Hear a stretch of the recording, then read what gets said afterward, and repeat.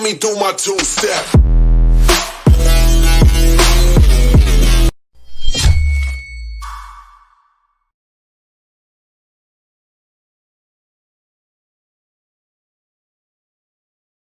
Assalamualaikum warahmatullahi wabarakatuh. Nama saya Muhammad Farhan, saya dari kelas C2 Malang dengan NIM 2190302212. Di sini saya akan mempresentasikan tentang karakteristik bumi. Langsung saja kita masuk ke materinya. Yang pertama itu adalah contoh gambar dari bagian-bagian bumi. Di sini kita bisa lihat di sini ada inti bumi dalam, inti bumi luar, terus ada selimut bumi dan kerak bumi. Kita masuk ke pengertian pertama, itu ada struktur, lapisan, dan karakteristik bumi. Bumi telah terbentuk sekitar 4,6 miliar tahun yang lalu. Bumi merupakan planet dengan urutan ketiga dari 9 planet yang dekat dengan matahari. Jarak bumi dengan matahari sekitar 150 juta kilometer, berbentuk bulat dengan radius kurang lebih 6.730 kilometer. Secara struktur, lapisan bumi dibagi menjadi 3 bagian, yaitu sebagai berikut. Yang pertama itu ada kerak bumi. Kerak bumi atau crust merupakan kulit bumi bagian luar atau permukaan bumi. Tebal lapisan kerak bumi mencapai 70 km dan merupakan lapisan batuan yang terdiri dari batu-batuan basah dan asam.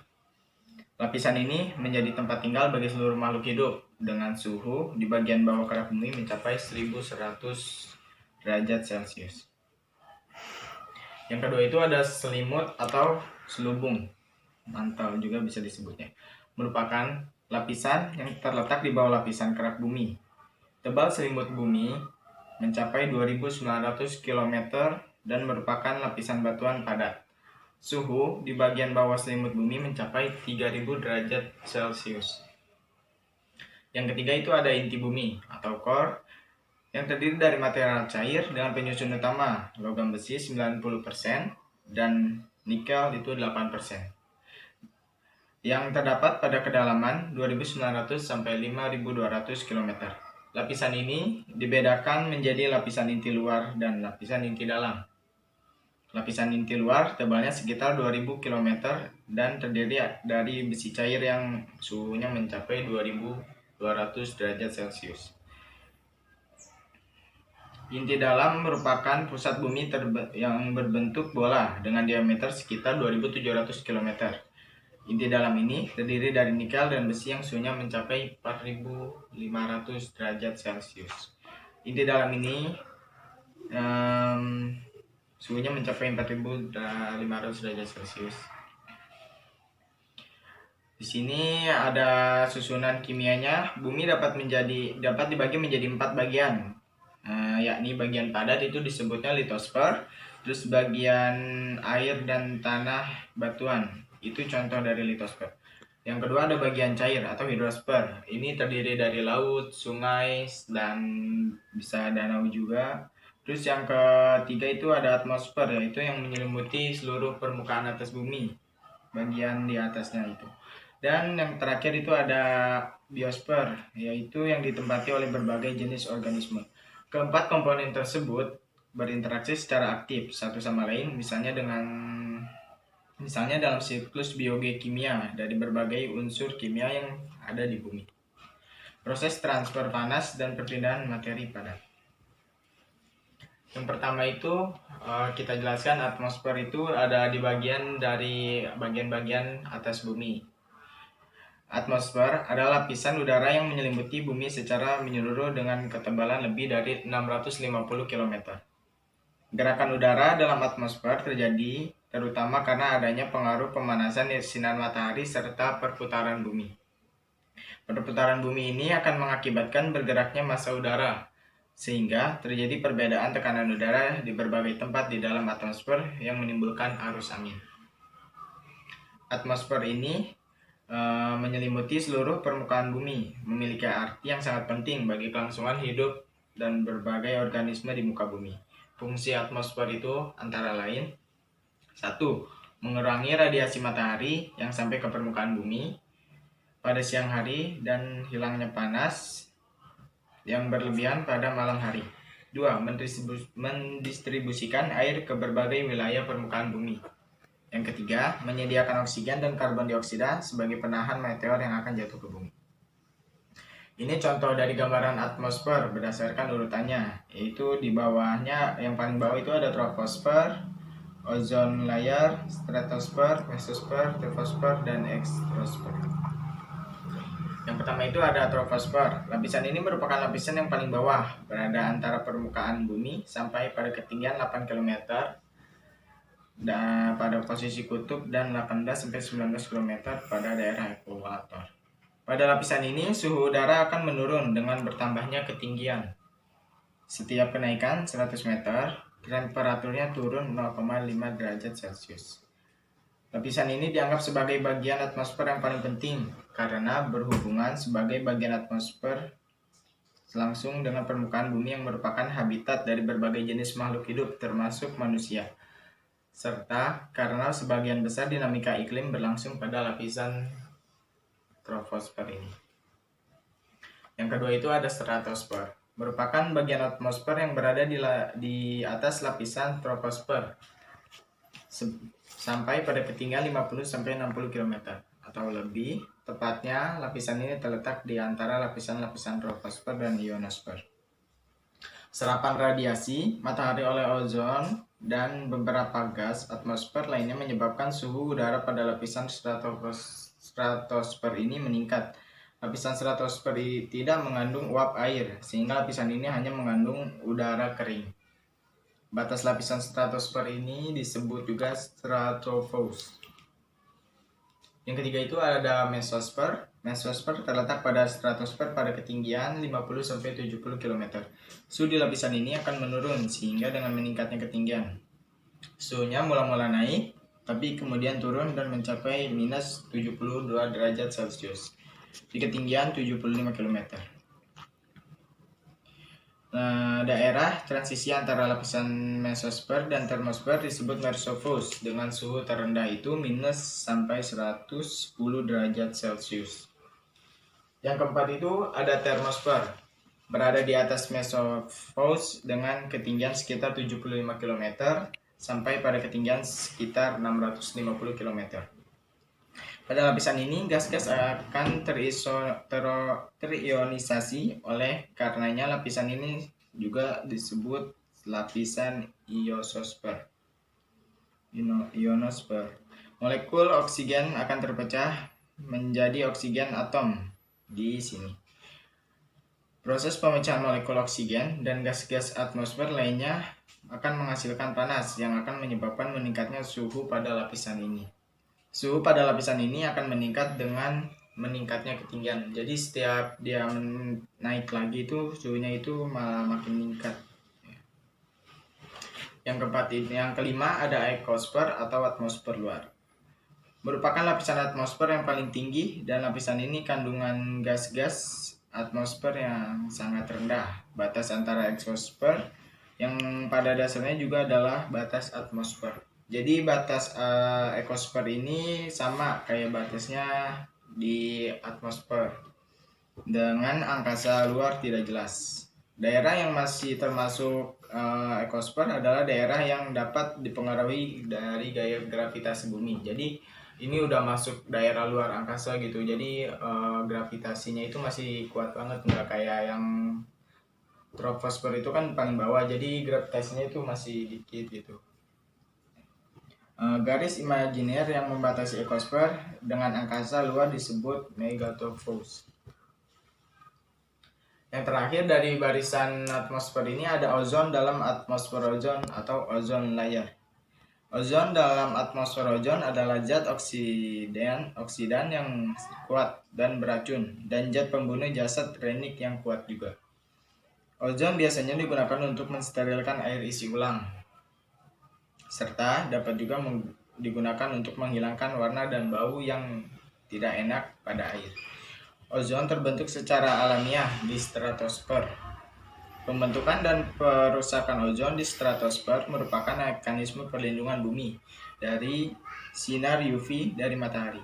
Di troposfer, ozon terbentuk melalui reaksi fotokimia pada berbagai zat pencemar udara. Di sini ada bagian kedua yaitu hidrosfer. Bagian kedua ini adalah bagian air.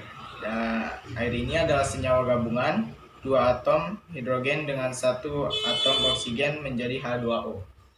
Sekitar 71% permukaan bumi merupakan wilayah perairan. Lapisan air yang menyelimuti permukaan bumi disebut hidrosfer. Jadi hidrosfer ini lapisan air, jadi kayak laut, sungai, danau, jadi termasuk ke hidrosfer. Di sini ada contoh gambar hidrosfer dan biosfer. Jadi kan kalau hidrosfer itu kayak perairan, terus kalau biosfer ini kayak bagian padat gitu, kayak sawah, terus gunung, pokoknya bagian-bagian yang ada di bumi itu yang berupa daratan. Yang ketiga itu ada bagian litosfer. Litosfer berasal dari bahasa Yunani yaitu litos artinya batuan dan sfera artinya lapisan. Litosfer merupakan lapisan kerak bumi yang paling luar dan terdiri atas batuan dengan kelebihan rata-rata litosfer.